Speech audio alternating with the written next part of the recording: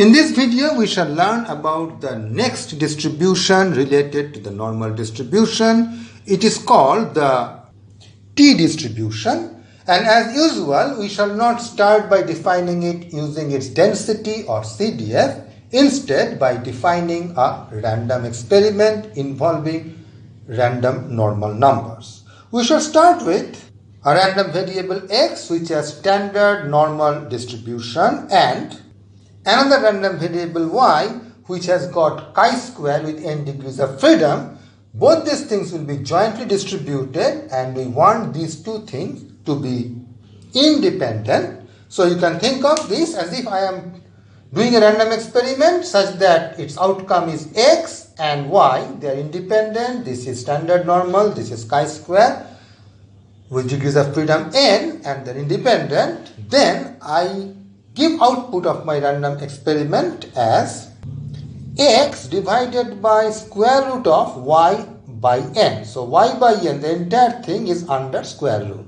N is the degrees of freedom of y. So I am taking that chi-square thing, dividing it by its degrees of freedom, taking square root, dividing x by that. So this is a new random variable that I have defined.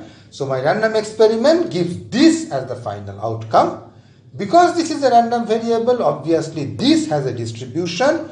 Its distribution will be defined as t distribution with n. Again, this n parameter is called the degrees of freedom. So these degrees of freedom comes from the chi-square degrees of freedom, and I will quickly remind you that n or this n for that matter need not be an integer, simply because we know that chi-square n, we have defined it in one way, sum of n IID normal 0 1 squared, but we have also seen that this is same as gamma half n by 2. So this is same as this. Now for the gamma distribution, we know that this does not need to be integer. I mean, this is not necessarily integer. Any positive real number would do. So you can as well take n to be equal to pi. So the degrees of freedom here need not be an integer. As a result, this also does not need to be an integer. But for most applications, this is really taken to be an integer. That's the special case. While this definition is the definition that we will be using most of the time, it is interesting to know what is the density of this t distribution with n degrees of freedom. So we shall derive it, but we will have rarely any need for using that density. In order to obtain the density of this quantity, we shall proceed in two steps. In the first step, we shall use the one-dimensional Jacobian formula to obtain density of this quantity, the denominator, which I have called z. I know the density of y, I will apply the Jacobian formula and I will get density of that. And then in the next step, we shall start with the joint density of x and z, which is very easily obtained because I know the density of x. I will find out the density of z. Because x and y are independent, x and z will be independent. So the joint density here will be product of the two joint densities. So it will be the product of the two marginal densities. So that joint density can be used to find out the density of x upon z using that quotient formula that we had derived earlier using two-dimensional Jacobian formula. So let's start by writing down the density of y, which is chi-square n, which means gamma half n by 2. We know how to write down the density of this. The density is constant times e to the power y by 2, that by 2 comes from the half, and y to the power n by 2 minus 1 when y is positive and 0 otherwise. Now we are going to do this transformation, which is given by z equal to hy, that is square root of y by n. This has inverse n times z square. Remember, we are working with y positive as well as z positive. The domain and codomain are both at the positive reals. So now I shall apply the one-dimensional Jacobian formula and write down the density of z, which is same as exactly fy, but instead of y, I shall now write this nz square times the Jacobian thing, which means its derivative, which is 2nz. And when in place of fy you put this in, you will get z to the power n minus 2 e to the power minus n z square when z is positive, 0 else, just these 2n's etc. are all combined inside the constant. So this constant is that constant together with this 2n etc. So I have just written it in this form. Now we are heading for the second part where we have to find out the distribution of x upon z. Just remember that we had a quotient formula which said if x and z are independent random variables, z is always strictly positive and x can be just anything, both of them has densities. In that case, t will also have density given by integral from 0 to infinity u times fx, that is density of x, tu, fz u, you are integrating over u. So the entire thing will be a function of this little t alone. Now we shall just plug in place of this fz, this thing, in place of fx, the standard normal density, because f in our example is standard normal and they are anyway independent. I have all the constants taken out, integral 0 to infinity, this is my u. This is the standard normal density e to the power minus x square by 2. In place of x I have tu. Now I am going to write down this part. U to the power n minus 2 and e to the power minus nu square. I have to integrate it over u. You can see they have e to the power minus u square type of thing and u to the power something type of thing. So combining them, u to the power 1 and n minus 2, so it will be n minus 1, then e to the power, and I notice right now that I have forgotten a by 2 out there, it should be a by 2, so here also I will have a by 2, so I have minus u square by 2 taken common, and from here I will get a t square, and from there I will get an n, then I have du. Now I shall make a substitution. V equal to u square by 2, that is dv will be u du. I will absorb one u from here and this will become just v. This will become 0 to infinity. V to the power something minus 1, then e to the power something times v, very familiar gamma type form.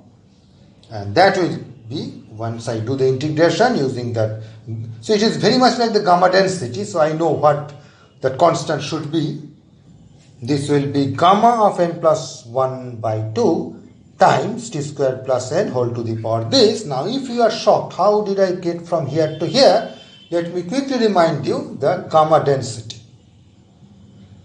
The gamma density was like this, x to the power alpha minus 1, e to the power minus px for positive x, 0 otherwise.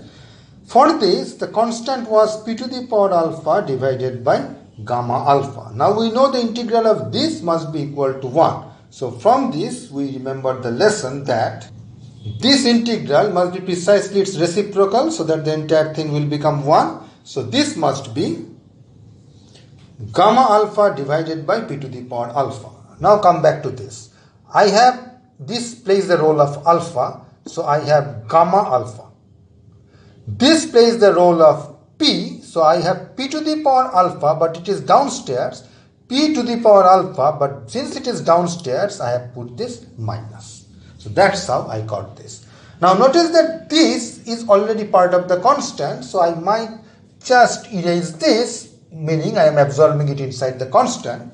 So your T density is of this form, and this of course works for every value of T in R. So finally I have got my T density of the form constant times T square plus n whole to the power minus n plus 1 by 2. If you are interested in knowing what that constant is, you can always look up the class web page where I have given you the explicit constant by keeping track of all the steps what the constant will be. But here in this video, I do not want to scare you with that.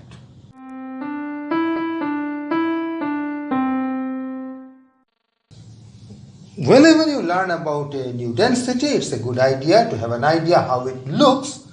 So if you just look at it, you can immediately see that because t is present only as t squared, it must be symmetric around the origin, around t equal to 0.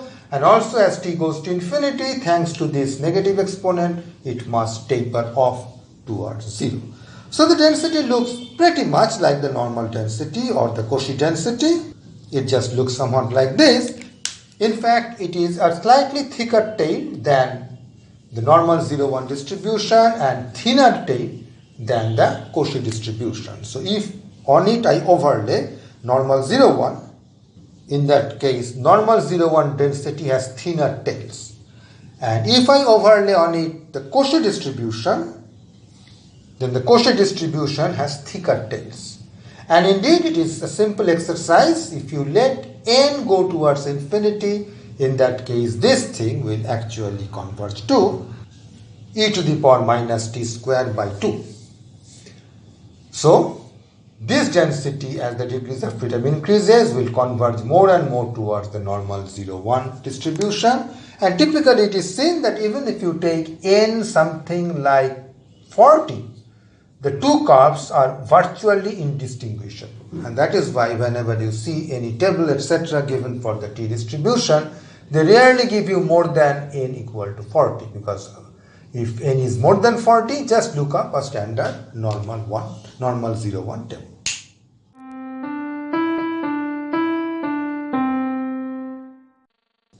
In this exercise, I start with x1 to xn IID normal 0-1, n is at least 2. I compute x bar, the sample average, and I also compute the sample standard deviation, sample variance, but n minus 1 in the denominator, which is important for this exercise. I want you to find out the density of x bar times root n by s, where s is the positive square root of this. Of course, I really do not want you to write down the density.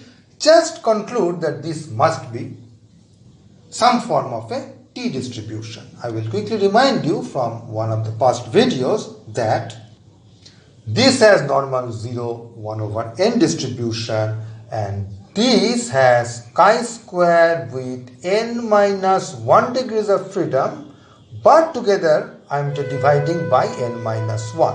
By this I mean this part has chi-square n minus 1, and also these two are independent. Now it should be pretty obvious to see what this distribution should be.